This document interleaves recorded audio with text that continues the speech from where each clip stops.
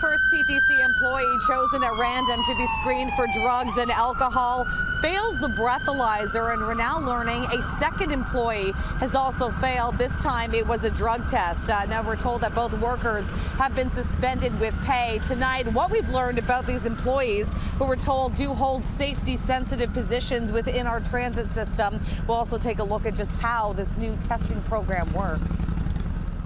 Anything over 0.04 is considered impairment. An employee who was suspended with pay was chosen at random and was breathalyzed first thing Monday morning. The TTC will only say that this person did not operate a vehicle.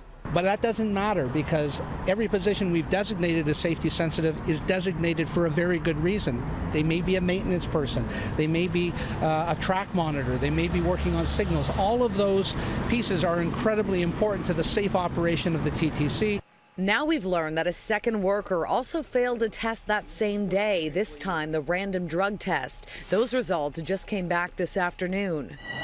The union that fought against random testing for many years, arguing it violates workers' rights, told us in a statement it will provide whatever support is needed to ensure a fair process for the individual involved.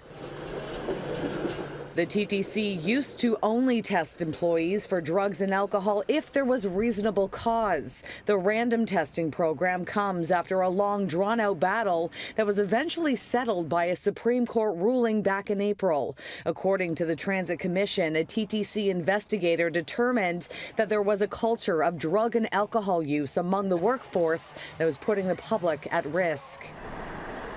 CityNews has learned that since 2011, up to 140 employees have either tested positive for drugs or alcohol on the job or refused to take a test. The TTC also conducts pre-employment testing for certain jobs where safety is paramount, and during that time frame, 183 potential workers also failed. Under the new program, each year, 20% of the 10,000 employees in safety-sensitive positions are now being tested at random. The random list is generated by our third-party administrator. A supervisor or manager is advised that day. The employee has no forewarning. For alcohol, it's a breathalyzer, just like a roadside.